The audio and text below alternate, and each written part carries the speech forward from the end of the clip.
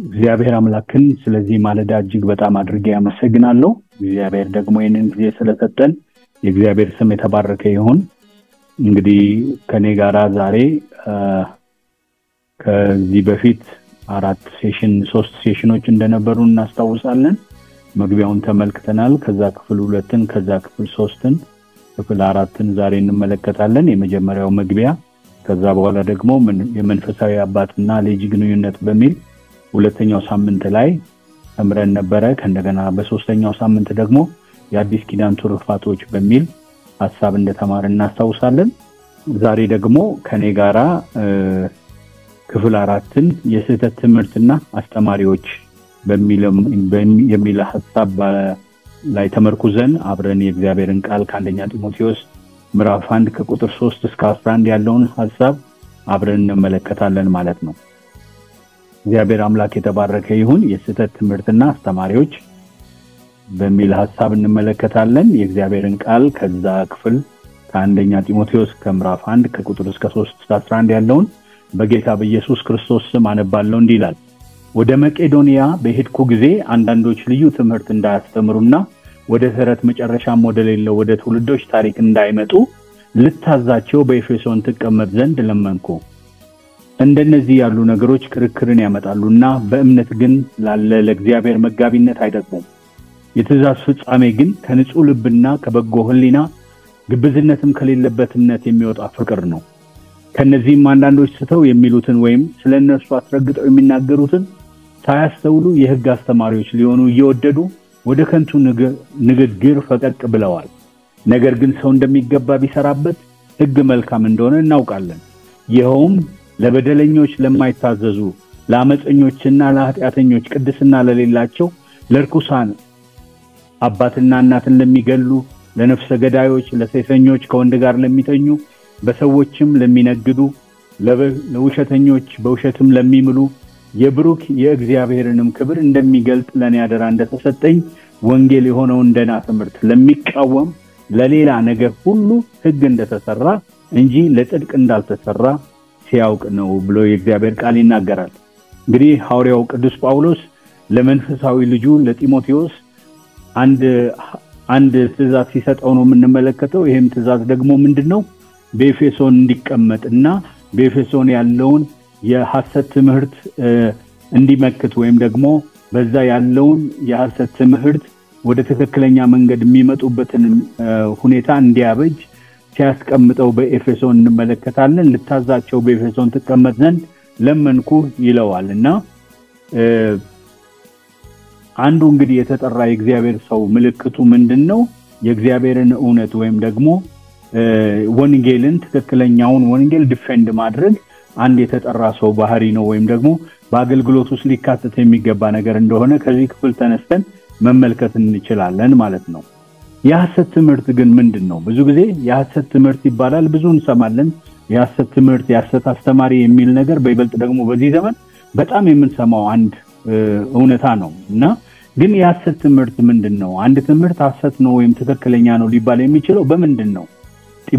ለጢሞቴዎስ ሐዋርያው ቅዱስ ጳውሎስ በዚህ ክፍል ላይ አንድን ትምህርት ሐሰተኛ ብሎ እንዲል የሚያስችለውን ነጥቦች ሲሰጠው እንመለከታለን። ከዚህ ወጥተን ሰፋ ባለመልኩ መጽሐፍ ቅዱስን ከዚህ ከሐሰተኛ አስተምህሮ አንፃር መመልከት ብንችል ብዙ አይነት ፖይንቶች ልናወጣ እንችላለን። ግን አሁን እኛ ቴክስት ስለሆነ እያጠና ያለነው በዚህ ቴክስት ተገድበን ከዚህ ቴክስት ብቻ ተነስተን ምንድነው የሐሰት ትምህርት የሚለውን ስንተረጉም ለዚህ አይነተኛ ሆኖ ያገኘሁት የእግዚአብሔር ቃል ክፍል በዛው በአንደኛ ጢሞቴዎስ ላይ አንደኛ ጢሞቴዎስ ምዕራፍ 6 ከቁጥር 3 እስከ 6 ያለው ነው። ምን ይላል? ማንም ልዩ ትምህርት የሚያስተምር ከጌታችን ከኢየሱስ ክርስቶስ በሆነው ጤናማ ቃልና እግዚአብሔርን ለመምሰል በሚስማማ ትምህርት የማይጠጋ ቢሆን በትዕቢት ተነፍቷል፣ አንዳችም አያውቅም። ነገር ግን ምርመራንና በቃልም መዋጋትን እንደ በሽተኛ ይናፍቃል። ከነዚህም ቅናትና ክርክር፣ ስድብም፣ ክፉ ሐሳብም፣ እርስ በርስ መናደድም ይወጣሉ። አእምሮአቸውም በጠፋባቸው እውነትን በተቀሙ እግዚአብሔርን መምሰል ማትረፊያ የሚሆን በሚመስላቸው ሰዎች ይገኛሉ። እንደዚህ ካሉት ራቅ እያለ ይነግረዋል። ስለዚህ ሐሰተኛ ትምህርት ምንድነው ብለን ስንል የመጀመሪያ ጳውሎስ የሚነግረው ነገር ምን ይለዋል? ክርስቶስን ማዕከላዊ ያላደረገ ትምህርት ነው። ማንም ልዩ ትምህርት የሚያስተምር ከጌታችን ከኢየሱስ ክርስቶስ በሆነው ጤናማ ቃል ይለዋል። ማለት ምን ማለት ነው? ክርስቶስ ኢየሱስን ማዕከላዊ ያላደረገ ትምህርት፣ የክርስቶስን ሞትና ትንሣኤ መካከለኛ ያላደረገ የትኛውም አይነት ትምህርት እሱ ሐሰተኛ ትምህርት ነው ብሎ አንዱ ክራይቴሪያ አድርጎ ወይም ደግሞ ጳውሎስ ጢሞቴዎስ የሐሰት ትምህርትን እንዲመዝን የሚያስቀምጥለት አንዱ ክራይቴሪያ ክርስቶስን ማዕከላዊ ያላደረገ ትምህርት ከሆነ እሱ ክርስቶስን ማዕከላዊ ያላደረገው ትምህርት የሐሰት ትምህርት ነው ሲለው እንመለከታለን። በኤፌሶን ደግሞ ክርስቶስን ማዕከላዊ ያላደረገ ብዙ አይነት ትምህርት አለ።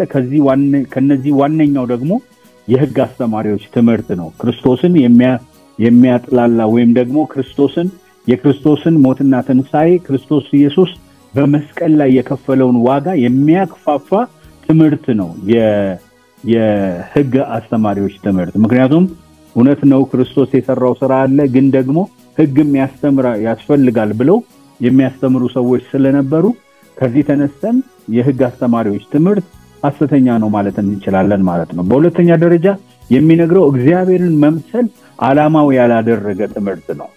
የትምህርቱ ሐሳብና ዓላማ ሰዎች ተምረው ወደ እግዚአብሔርን ወደ መምሰል እንዲመጡ ሳይሆን እግዚአብሔርን ከመምሰል የሚያርቅ ሕይወት ወይም ደግሞ የሚያርቅ ትምህርት እንደሆነ ይነግረዋል። ስለዚህ ማንኛውም ትምህርት እግዚአብሔርን ወደ መምሰል የማያመጣ ከሆነ፣ እግዚአብሔርን ወደ መምሰል የማያሳድግ ከሆነ ይሄ ትምህርት ምንድነው? ሐሰተኛ ትምህርት ነው ብሎ ይለዋል ማለት ነው። እዛው ክፍል ላይ ምን ይላል? እግዚአብሔርን ለመምሰል በሚስማማ ትምህርት የማይጠጋ እግዚአብሔርን ለመምሰል የማይስማማ ትምህርት ይሄንን የማይጠጋ ከሆነ ይሄ ትምህርት ምንድነው? ሐሰተኛ ነው ሲለው እንመለከታለን። በሶስተኛ ደረጃ የትምህርቱ ፍሬ የሥጋ ሥራ የሆነበት ትምህርት ነው። ማለት ፍሬው at the end of the day ሰዎች ተምረው ምንድነው የሚሆኑት ወይም ደግሞ ምንድነው በህይወታቸው የሚታየው ፍሬ ብለን ስንመለከት ከህይወታቸው የሚታየው ፍሬ የሥጋ ፍሬ ነው፣ የመንፈስ ፍሬ አይደለም። እነዚህ ገላትያ 5:20 ላይ ያሉት የመንፈስ ፍሬዎች ፍቅር፣ ሰላም፣ ደስታ የሚሉት እንደዚህ አይነቶቹ የመንፈስ ፍሬዎች ሳይሆን በዛ ሰው ህይወት ውስጥ የሚታዩት ግን የሥጋ ፍሬ የተባሉት ነገሮች ክርክር፣ ጥል፣ ጠብ እንደዚህ አይነቱን ነገር ይዞ የሚመጣ ነው ይሄ ትምህርት ብሎ ጳውሎስ ይነግረዋልና ከዚህ ተነስተን ሐሰተኛ ትምህርት መለያ ምንድነው ብለን ብንል የመጀመሪያው ክርስቶስን ማዕከላዊ ያላደረገ ትምህርት ነው።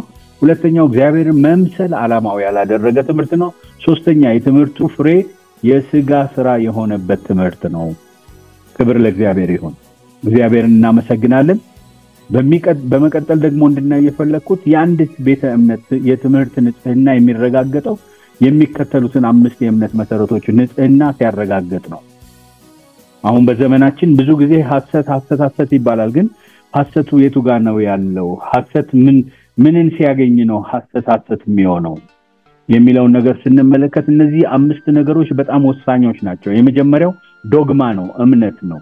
ይሄ ዶግማ ማለት ዲቫይን ትሩዝ ነው። እግዚአብሔር የተገለጠልን ከሰማይ የበራልን ያ ነገር ምን ይባላል? ዶግማ ይባላልና ያ ነገር ትክክለኛ ከመጽሐፍ ቅዱስ ጋር አላይን ያደረገ ሲሆን ትክክለኛ የሆነ ሲሆን የዛን ጊዜ ትምህርቱ ትክክለኛ ነው ማለት እንችላለን። ዶግማ ጋር ከተበላሸ ነገሩ እስከ ላይ ድረስ 5ቱም ነገሮች ይበላሻሉ። የሚቀጥለው ዶክትሪን ነው። እግዚአብሔር ባበራልን ነገር ተነስተን የምናስቀምጣቸው የእምነት አቋማችን ማለት ነው ዶክትሪን ነውና ሴት ኦፍ ብሊፍ ማለት ነው የዶክትሪን ማለት። ከዛ በኋላ ደግሞ ቀኖና ነው። ቀኖናው ደግሞ ስርዓት ነው። በዛ ዶክትሪን ውስጥ ያንን እምነታችንን እንዴት ነው ኤክሰርሳይዝ የምናደርገው? ስርዓቱ ምንድነው? ቀኖናው ምንድነው? ኦርደሩ ምንድነው? ሲስተሙ ምንድነው? ፕሮሲጀሩ ምንድነው የሚለውን የምናይበት ሁኔታ ደግሞ ቀኖናው ነው። ስለዚህ ከዛ ከቀኖና ቀጥለው ደግሞ ትምህርታችን ስብከታችን ነው። ኢንተርፕሪቴሽን ኦፍ ዘ ባይብል within the doctrine ማለት ነው ትምህርትና ስብከት ማለት። ስለዚህ የምናስተምረው ለሰዎች የምንናገረው ከእምነታችን ተነስተን ከዶክትሪናችን ተነስተን ከቀኖናችን ተነስተን ለሰዎች የምናስተምረው ትምህርት እኛም የምንማረው ትምህርት ምንድነው የሚለውን ስንመለከት እሱ ትምህርትና ስብከትን ከዛ በኋላ ደግሞ ከትምህርትና ከስብከት ቀጥለን ደግሞ የሚመጣው ነገር ስፒሪቹዋል ፕራክቲስ ወይም ደግሞ ልምምድ ነው።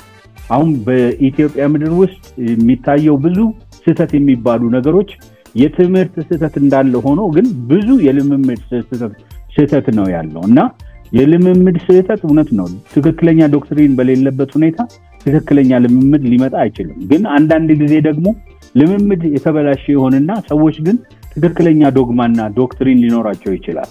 ስለዚህ እነዚህ አምስቱ ጤነኛ ከሆኑ አንዲት ቤተክርስቲያን ጤነኛ የሆነ የወንጌል ትምህርት አላት ብለን ማመን እንችላለን ማለት ነው። እና ጳውሎስ እነዚህ ነገሮች በስፋት እንዳለ በቴክስት ውስጥ ያነሳቸዋል። ስለ ስርዓቶች ይናገራል፣ ስለ ትምህርቶች ይናገራል፣ ስለ ዶክትሪን ይናገራል፣ ስለ ዶግማ ይናገራል። እግዚአብሔር ስለገለጠላቸው ስለገባው ስለ ክርስቶስ እግዚአብሔር የገለጠውን ነገር ይናገራልና እነዚህ ሁሉ ነገሮች በተለየ መንገድ በዚሁ ክፍል ላይ ተጠቅሰው እንመለከታቸዋለን ማለት ነው። ሌላው እንድንመለከት የፈለኩት በኤፌሶን የነበሩ የሐሰት አስተማሪዎች ባህሪ። በዚህ ክፍል ላይ እንግዲህ ስለ ሐሰት አስተማሪዎች ሲያነሳ ጳውሎስ አብሮ አያይዞ የሚነግረው ነገር ምንድነው? እነዚህ የሐሰት አስተማሪዎች ምን አይነት ባህሪ ነው ያላቸው? የመጀመሪያው የምንመለከተው ባህሪያቸው ትዕቢት ነው። እንደዚህ ይላል፣ እነዚህን አስተምርና ምከር። ማንም ልዩ ትምህርት የሚያስተምር ከጌታችን ከኢየሱስ ክርስቶስ ከሆነው ጤናማ ቃል እግዚአብሔርን ለመምሰል በሚስማማ ትምህርት የማይጠጋ ቢሆን በትዕቢት ተነፍቷል ይላልና ይሄንን ሰው ወይም የሐሰት አስተማሪ የሆነውን ሰው ጳውሎስ አይደንቲፋይ የሚያደርግበት አንዱ የመጀመሪያው ፖይንት ምንድነው? ትዕቢት ይለዋልና ሁሉ ጊዜ እኛም በዘመናችን እንደተመለከተነው የሐሰት አስተማሪዎች ሲነሱ ወይም ደግሞ ሐሰተኛ የሆነ ትምህርት ሲነሳ አንዱ ባህሪ ሰዎችን ወደ ትዕቢት ይዟቸው ይሄዳል። ሰዎችን ክርስቶስን ወደ መምሰል ሳይሆን ወይም ደግሞ ወደ ትህትና እግዚአብሔርን ወደ ማክበር ህይወት ወይም ደግሞ ዝቅ ብሎ ከኔ ወንድሜ ይሻላል ወደሚል አይነት ህይወት ሳይሆን የሚወስዳቸው ብዙ ጊዜ በትዕቢት ነው የሚነፋው የሐሰት ትምህርት ሲሆን፣ ስለዚህ የመጀመሪያው ባህሪያቸው ምንድነው? ትዕቢት እንደሆነ እንመለከታለን ማለት ነው። ሌላው ደግሞ ምን ይለዋል ጳውሎስ? እግዚአብሔርን መምሰል ማትረፊያ ይመስላቸዋል። እነዚህ ሰዎች እግዚአብሔርን መምሰል ኑሮ ይበቃኝ ለሚለው ማትረፊያ ነው፣ እውነት ነው፣ እዛው ላይ ይለዋል። ግን እነዚህ ሰዎች ግን የሚያደርጉት ነገር ሁሉ ከራሳቸው ጥቅም የተነሳ እግዚአብሔርን መምሰል እንኳን አይደለ መንፈሳዊ ልምምድን መለማመድ እንኳን ለነሱ ማትረፊያ ነው ማለት ለስጋ ህይወታቸው ለምድር ህይወታቸው የሚያተርፉበት ነገር ነውና አንዱ ባህሪያቸው ምን ለይበት መንገድ አንዱ ይሄ እንደሆነ ጳውሎስ ይናገራል ማለት ነው። በሶስተኛ ደረጃ ሳይሆኑ ነን የሚሉ ሰዎች ናቸው። ይሄን እንደምትመለከቱት በራዕይ ምዕራፍ 2 ቁጥር 1 ላይ የኤፌሶን ቤተክርስቲያን የተመሰገነችበት አንዱ ኳሊቲ ምንድነው? በዛ ሐሰተኛ ሐዋርያት ስለነበሩ በኤፌሶን ቤተክርስቲያን እና ዮሐንስ በራዕዩ ለኤፌሶን ቤተክርስቲያን አገልጋይ ሲጽፍ የሚለው ነገር ምንድነው? ኤፌሶን ወዳለው ቤተክርስቲያን መልአክ እንዲህ ብለህ ጻፍ፣ በቀኝ እጁ 7 ከዋክብት የያዘው በሰባቱም ወርቅ መቅረዞች መካከል የሚመላለሰው የሚሄደው እንደዚህ ይላል፣ ስራህንና ድካምህን ትዕግስትን አውቃለሁ፣ ክፉዎችን ልትታገስ እንዳልቻልክ እንዲሁም ሳይሆኑ ነን የሚሉትን ሐዋርያት ነን የሚሉትን መርምረህ ሐሰተኞች ሆነው እንዳገኛቸው አውቃለሁ ይለዋልና እነዚህ ሰዎች ሳይሆኑ ነን የሚሉ ታይትል የሚወዱ ቦታ የሚወዱ ለራሳቸው ታይትል ምንም ነገር ማድረግ የሚችሉ ሰዎች እንደሆኑ እንመለከታለን። ለዛም ነው ጳውሎስ ለጢሞቴዎስ ስለራሱ ሐዋርያነት ትክክለኛነት ሲነግረው የምንመለከተው ማለት ነውና ጳውሎስ በመጀመሪያ በመግቢያው ላይ መድኃኒታችን እግዚአብሔር ተስፋችንም ኢየሱስ ክርስቶስ እንዳዘዘው ትእዛዝ የኢየሱስ ክርስቶስ ሐዋርያ የሆነ ጳውሎስ በማለት የሱ ሐዋርያነት ትክክለኛ እንደሆነ በዛ የነበሩ ሐሰት አስተማሪዎች ክሌም እንደሚያደርጉት አይነት ሐዋርያ እንዳልሆነ በእግዚአብሔር የተመረጠ ሐዋርያ እንደሆነ በእግዚአብሔር በኢየሱስ ክርስቶስ ትእዛዝ ሐዋርያ የተደረገ ሐዋርያ እንደሆነ ይጽፍለታል ማለት ነው። ክብር ለእግዚአብሔር ይሁን። በመቀጠል እንድናይ የፈለኩት የሐሰት አስተምሮቶችን እንዴት እንለያቸው? የሐሰት አስተምሮትን ለመለየት አንዳንድ ጊዜ በጣም ከባድ ይሆናል። ምክንያቱም ሁሉም ባይብልን ነው የሚጠቅሱት፣ ሁሉም መንፈሳዊ ነው የሚመስሉት፣ ሁሉም የእግዚአብሔርን ነገር እየሰሩ እንዳለ አይነት ምልከታ ስላለ ወይም ደግሞ ያ ፒክቸር ወይም ያኛው ያ መልክ ስላለ እንዴት ነው መለየት የምንችለው? የሐሰት አስተምሮቶችን እንዴት እንለይ? አሁን እዚህ ጋር እንደምትመለከቱት ላሳያችሁ እንደፈለኩት እዚህ ጋር የምትመለከቱት ሁሉ ኦሬንጅ ይመስላል አይደለ?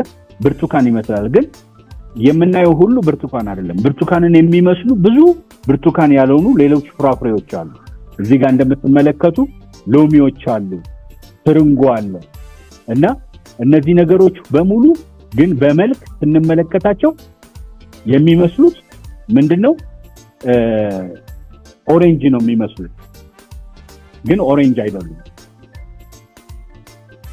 ታዲያ እንዴት ነው መለየት የምንችለው የመጀመሪያ የሐሰት አስተምህሮትን ለመለየት የመጀመሪያው ነገር ጳውሎስ የሚነግረን ነገር የትምህርቱ ምንጭ ለይቶ ማወቅ ይላል የትምህርቱን ምንጭ ለይቶ ማወቅ ፍሬው በፊት ምንጩ ግንዱ የተገኘበት ከምንድነው የተገኘው የሚለውን ነገር ለይቶ ማወቅ ብሎ ጳውሎስ ይነግረናል በአንደኛ ጢሞቴዎስ ምዕራፍ 1 ቁጥር 6 ላይ ጳውሎስ በኤፌሶን ለተነሳው ሁከት የስህተት ምንጭ አድርጎ የሚያስነሳቸው ትምህርት የብሉይ ሕግና ሥርዓት ማስተማር ነው ብሎ በአንደኛ ጢሞቴዎስ 1:6 ላይ እንመለከታለን ምንጩ በኤፌሶን ቤተክርስቲያን የሆነ ነገር አለ የታየ ፍሬ አለ ክርክር አለ ሁከት አለ እነዛ ፍሬዎች ናቸው ግን ለዛ ፍሬ ምንጩ ምንድነው ግንዱ ምንድነው ከምንድነው የተገኘው ያ ፍሬ የሚለውን ነገር ስንመለከት የሚያስተምሩ የሕግ አስተማሪዎች እንደነበሩ እንመለከታለን እነዚህን አስተምርና ምከር ማንንም ልዩ ትምህርት የሚያስተምር ከጌታችን ከኢየሱስ ክርስቶስ በሆነው ጤናማ ቃል እግዚአብሔርን ለመምሰል የሚስማማ ትምህርት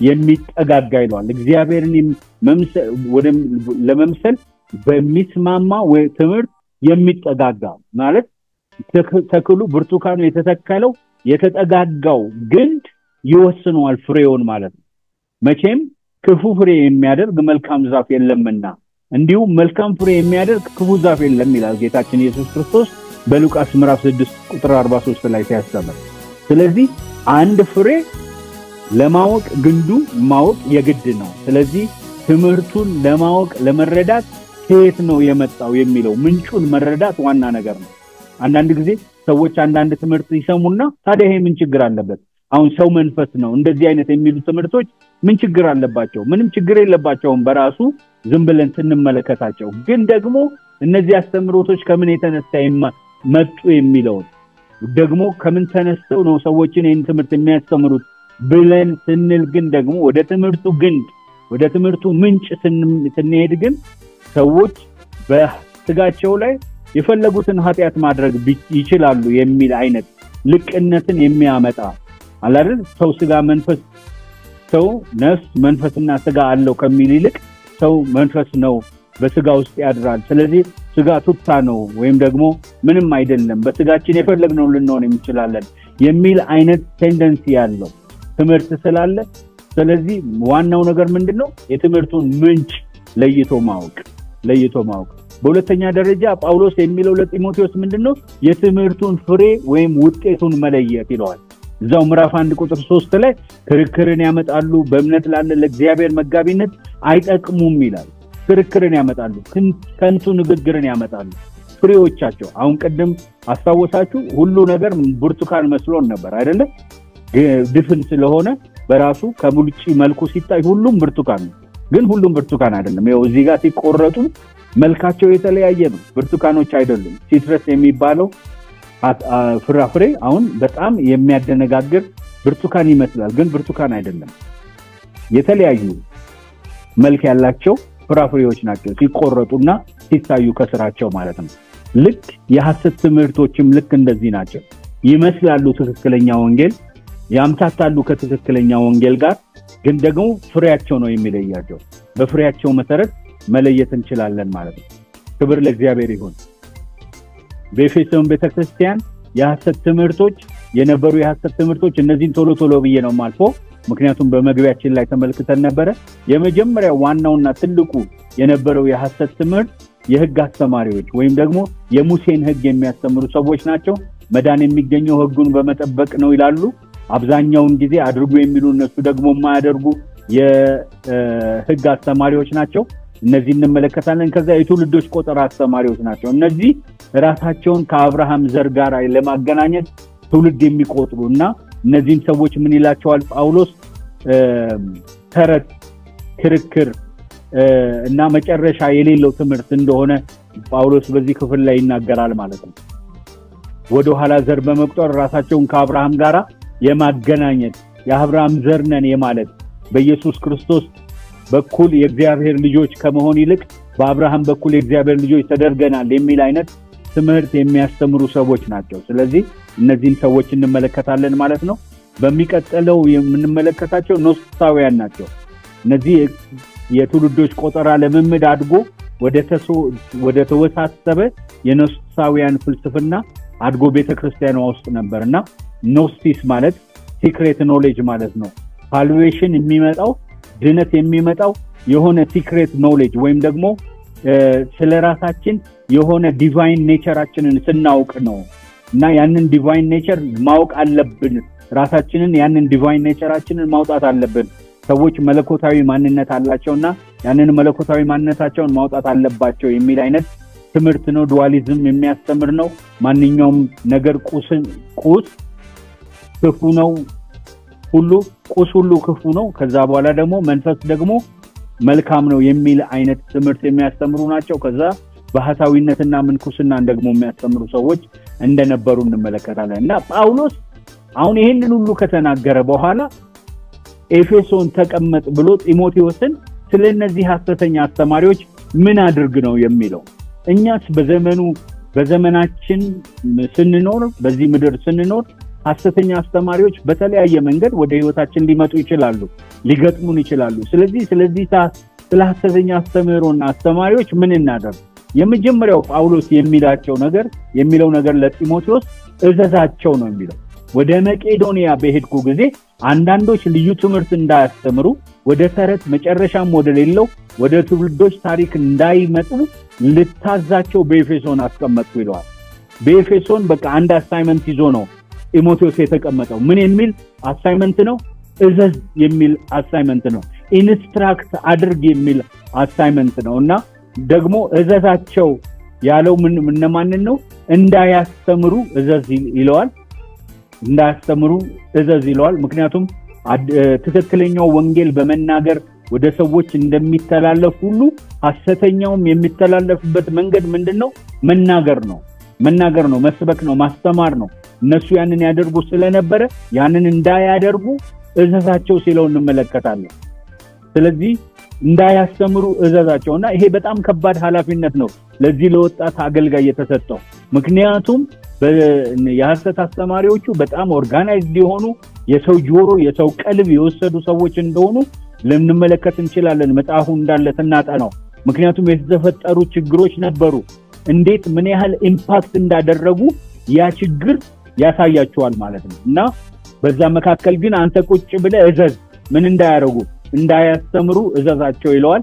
ከዛ እንዳያስተምሩ ብቻ አይደለም ለሚሰሟቸውም ደግሞ እንዳይሰሟቸው እንዳያደምጡ እዘዝ ይለዋል። ክብር ለእግዚአብሔር ይሁን። ስለዚህ እንዳያስተምሩ ብቻ ሳይሆን እንዳያደምጡ። መቼም አንድ የተጠራ አገልጋይ በእግዚአብሔር ቤት ውስጥ ሲኖርና ሲያገለግል አንዱ ያለበት ኃላፊነት ምንድነው? የሐሰት ትምህርቶችን ዲፌንድ ማድረግ ነው። ትክክለኛውን ወንጌል መስበክ፣ የሐሰተኛ የሆነውን ደግሞ መቃወም ነው። ለሚመራቸውም ሰዎች ይሄንን ማሳየት፣ ትክክለኛውን ማሳየት፣ ከሐሰተኛው እንዲርቁ ማድረግ አንድ የተጠራ ሰው ባህሪ ነው። ግን ደግሞ የተጠራው ሰው ባህሪ ብቻ ሳይሆን በቤተክርስቲያን ውስጥ ያሉ ደግሞ ምዕመናን ክርስቶስ ኢየሱስን እንደግል አዳኛቸው አድርገው የተቀበሉ ደግሞ ሰዎች ምን ማድረግ የለባቸውም? እነሱም ደግሞ እንዳያደምጡ ትእዛዝ ጳውሎስ ሲያስተላልፍ እንመለከታለን። እንዳያስተምሩ ብቻ ሳይሆን እንዳያደምጡ። አሁን በዚህ ዘመን ወገኖቼ በዩቲዩብ እጃችን ላይ ብዙ የሚመጣ ነገር አለ። ትክክለኛ ይሁን አይሁን ማናውቃቸው በእጃችን አክሰስ ማድረግ የምንችለው እጃችን ቤታችን ድረስ የሚመጡ ብዙ አይነት ትምህርቶች አሉ። ስለዚህ ጳውሎስ ምን ይላል? እንዳያስተምሩ ብቻ ሳይሆን እንዳያደምጡ። ስለዚህ አንዱ የክርስቲያን ኃላፊነት ምንድነው? ከክርስቶስ ወንጌል የራቀ ነገር እንዳያደምጥ ጳውሎስ ይሄንን ትእዛዝ ያስተላልፋል። ጆሮአችንን የሰጠንለት ነገር ባሪያ ልንሆንለት የግድ ነው። ጆሮአችንን ካልሰጠን ባሪያ አንሆንም፣ ለዛ ነገር አንገዛም። ያ ነገር በእኛ ላይ ፓወር አያኖረውም። ልክ ትክክለኛው ወንጌል ወደ ህይወታችን የገባው ስላደመጥንና ስለሰማን እንደሆነ በዛው ልክ ደግሞ ሐሰተኛም የሆነ ነገር የምንሰማውና ጆሮአችንን የምንሰጠው ከሆነ እኛን ለመግዛት አቅም ይኖረዋል ማለት ነው። ስለዚህ ምን ያድርጉ አላቸው? እዘዛቸው አለ። ምን ብዬ ልዘዛቸው? እንዳያስተምሩ እዘዝ፣ እንደገና ደግሞ እንዳያደምጡ እዘዝ። ክብር ለእግዚአብሔር ይሁን። ስለዚህ በእግዚአብሔር ቤት ውስጥ ሐሰተኛውን ነገር መቃወም የምንችለው በሁለት መንገድ ነው። እንዳያስተምሩ በማድረግ ነው። ከዛ ደግሞ የሚሰማ ህዝብ ደግሞ እንዳይሰማ በማድረግ ነው። በሁለተኛ ደረጃ ምን በላቸው ይለዋል? እንደማይጠቅም አሳውቃቸው ይለዋል። ይሄ ሐሰተኛ ትምህርት ምናልባት ለጆሮ የሚጣፍጥ ምክንያቱም እንደምታውቁት ራሱ ጳውሎስ ምን ይላል በሌላ ክፍል ላይ ለራሳቸው ጆሮ የሚመች አስተማሪዎችን ያዘጋጃሉ ይላል ስለመጨረሻው ዘመን ሲናገርና ለጆሮ የሚጣፍጥ ቀልብ የሚስብ ነገር ሊኖር ይችላል። ግን ደግሞ እሱ ቀልብ ቢስብም ለስሜትና ለስጋ የሚመች ነገር ቢሆንም ግን ደግሞ አይጠቅምም። እንደማይጠቅም አሳውቃቸው። በእምነት ላለ ለእግዚአብሔር መጋቢነት ምን አይልም? አይጠቅምም። ክብር ለእግዚአብሔር ይሁን። ለእግዚአብሔር መጋቢነት አይጠቅምም። ምን ማለት ነው? ለትክክለኛ እድገት ጤናማ ምግብ ስላልሆነ ሰዎች ቢበሉት ያንን መንፈሳዊ ምግብ ቢበሉ የሚጠቀሙት ነገር ምንም ነገር የለም። ትክክለኛ ምግብ ስላልሆነ ወትክክለኛ መንፈሳዊ እድገት ሊያገኙ አይችሉም ብሎ ጳውሎስ ይናገራል። ስለዚህ እንደማይጠቅም አሳውቃቸው። እግዚአብሔርን ወደ መምሰል የሚያሳድግ ትምህርት አይደለም። ምንጩ ሌላ ስለሆነ ምንጩ ትክክለኛ ወንጌል ስላልሆነ እግዚአብሔርን ወደ መምሰል የሚያመጣ ትምህርት አይደለም ብሎ ይላቸዋልና ከዚህ የተነሳ እንደማይጠቅም ነገራቸው። ይሄ ትክክለኛ ያልሆነ ወንጌል ቢሰሙት ቢጣፍጣቸው ለጆሮ ቢማርክም እንኳን የሚጠቅም ግን አይደለም። አንዳንድ ጊዜ ታውቃላችሁ አይደለም ምን በላቸው የሚጣፍጡ ምግቦች አሉ ኒውትሪሽናል ፋክት ግን የላቸው ማለት ለህይወታችን ለስጋችን ገንቢ የሆኑ ነገሮች አይደሉም። እንዲያውም ገብተው የሚጎዱ ሊሆኑ ይችላሉና ልክ የሐሰት ትምህርት እንደዛ ነው። በመንፈሳዊ ህይወታችን የሚጠቅም አይደለም ገብቶ የሚጎዳ ነው የሚሆነውና ጳውሎስ እንደማይጠቅም አሳውቃቸው ብሎ በቁጥር 5 ላይ ይናገራል። ልታዛቸው በኤፌሶን ተቀመጥ ዘንድ ለመንኩ። እንደነዚህ ያሉ ንግግሮች ክርክርን ያመጣሉና በእምነት ግን ላለ ለእግዚአብሔር መጋቢነት ምን አይሉም? አይጠቅሙም። ለእግዚአብሔር መጋቢነት ምን አይሉም? አይጠቅሙም። ምን ማለት ነው? አንተም የምትመገበው አይደለም፣ አንተም የምትመግበውም አይደለም። የምትመግባቸውም ሰዎች ይሄንን ብትመግባቸው አይጠቀሙም፣ ደግሞ አንተም ራሱ ደግሞ የምትመገበው አይደለም ብሎ ለጢሞቴዎስ ሲነግረው እንመለከታለን። ወገኖቼ በእግዚአብሔር ቤት ውስጥ መለኪያ አለ፣ ቱምቢ አለ። ሁሉ ነገር ትክክል አይደለም። ትክክል የሚመስል ነገር ሁሉ ትክክል አይደለም። በዛ ዘመን የነበሩ የሐሰት ትምህርቶች የሰዎችን ቀልብ የሚገዙ ነበሩ። ከይሁድነት ለመጡት ለዛ በይሁድነት ለመጡት የሚሆን አይነት ትምህርት ነበረ። እንደገና ደግሞ ከግሪክ ለመጡት ደግሞ ለሐዛቦቹ ደግሞ ለነሱም የሚመችና ለነሱም እነሱን ቀልብ የሚስብ አይነት ትምህርት ነበረ። ግን እነዚህም ሁለቱም አይነት ትምህርቶች ምን አይደሉም? ከወንጌል አይደሉም። ከወንጌል ካልሆኑ ደግሞ ምን አይደሉም? የሚጠቅሙ አይደሉም ብሎ ጳውሎስ ሲናገር እንመለከታለን። በሶስተኛ ደረጃ ጳውሎስ በሐዋርያ ስልጣኑ ለጢሞቴዎስ የሰጠው ኃላፊነት ምንድነው? በፍሬያቸው ለያቸው ወይም ደግሞ በፍሬያቸው ይለዩዋቸው የሚል አይነት ትእዛዝ ሲሰጠው እንመለከታለን። የበግ ለምድ ለብሰው ከሚመጡ በውስጣቸው ግን ነጣቂ ተኩላዎች ከሆኑ ከሐሰተኞች ነቢያት ተጠንቀቁ። ከፍሬያቸው ታውቋቸዋላችሁ። ከእሾ ወይን ከኩርንችትስ በለስ ይለቀማልና አለ ጌታችን ኢየሱስ ክርስቶስ ራሱ ሲያስተምር። ስለዚህ በፍሬው ይታወቃል። መቼም አንድ ተክል የሆነ ኖሮት ትክክለኛ ዛፍ ወይም ደግሞ አሁን ለምሳሌ የአቮካዶ ከሆነ መቼም ብርቱካን አያፈራም አይደለ? ልክ እንደዛ ነው። ከክፉ ፍሬ የሚገኝ ከሆነ ከክፉ ግንድ የሚገኝ ከሆነ መልካም ፍሬ ሊኖረው አይችልም። ስለዚህ ለእግዚአብሔር መጋቢነት እነርሱን ለመምሰል ከመጥቀም ይልቅ እንደነዚህ ያሉ ትምህርቶች ምንድነው የሚያመጡት? ክርክርን ያመጣሉ፣ ከንቱ ንግግርን ያመጣሉ ብሎ ጳውሎስ ስለ ፍሬው እንዲያስብበት ወይም ደግሞ በኤፌሶን የታዩ ፍሬዎችን እያነሳ ሲጽፍለት እንመለከታለን። ስለዚህ ምን ያደርጉ ነው የሚላቸው? በፍሬያቸው ይለዩዋቸው ሲል እንመለከታለን። እግዚአብሔር የተባረከ ይሁን። ከዚህ ባለፈ ግን ደግሞ ጳውሎስ ስለ አንደኛው ሐሰተኛ ትምህርት ግን በበለጠ ሁኔታ አቴንሽን ሰጥቶ ሲናገር እንመለከታለን። ያም የሕግ አስተማሪዎች ጉዳይ ነው። በዛ በፈርስት ሴንቸሪ በጣም የሕግ አስተማሪዎች የመጀመሪያውን ቤተክርስቲያን በጣም የተቋቋመ ትምህርት የትኛው ነው ከተባለ የሕግ አስተምሮ ነው። እንደምታውቁት ገላትያንም ጳውሎስ የጻፈው ከዛ ተነስቶ ነው እና ሮሜ ላይም ደግሞ ያንን ነው ስለ ሕግ ያለውን ነገር ነው ሞር የሚያብራራውና ከዚህ ተነስተን በዛ ዘመን ምን ያህል ስትሮንግ እንደነበር ምክንያቱም ትራንዚሽን ፔሪድ ነው። እግዚአብሔር በክርስቶስ ያደረገውን ሰዎች ተረድተው ወደ ጸጋ ወንጌል እየመጡ ያሉበት ጊዜ ነው። ደግሞ ምንም እንኳን ቢመጡ የትላንትና ይኖሩበት የነበረውን ያንን የሙሴን ሕግ ደግሞ መተው ያልቻሉበት የዛም የሕግ አስተማሪዎችም ደግሞ እሱን መተው የለባችሁም ክርስቶስን ብታምኑ በጸጋ ብታምኑም ደግሞ ይሄኛውም ደግሞ ያስፈልጋል ብለው ከክርስቶስ ጋራ ሰፍተው አብረው ሊይዙ የሚሞክሩ ወይም ደግሞ ያንን ነገር ትውልዱ እንዲይዝ የሚያደርጉ አስተማሪዎች ነበሩና የሕግ አስተማሪዎች ነበሩና ጳውሎስ ስፔሲፊካሊ ስለነዚህ የሕግ አስተማሪዎች ለብቻው አንድ ነገር ሲናገር እንመለከታለን። ያም ምንድነው? ምን ይላል? ከሕግ በላይ መደረጋቸውን ንገራቸው ይላል። ስለዚህ ሐዋርያው ጳውሎስ በሐዋርያነት ስልጣኑ ለጢሞቴዎስ የሰጠው አንዱ ኃላፊነት ምንድነው? በኤፌሶን ያሉ ሰዎች ከሕግ በላይ መደረጋቸውን ንገራቸው።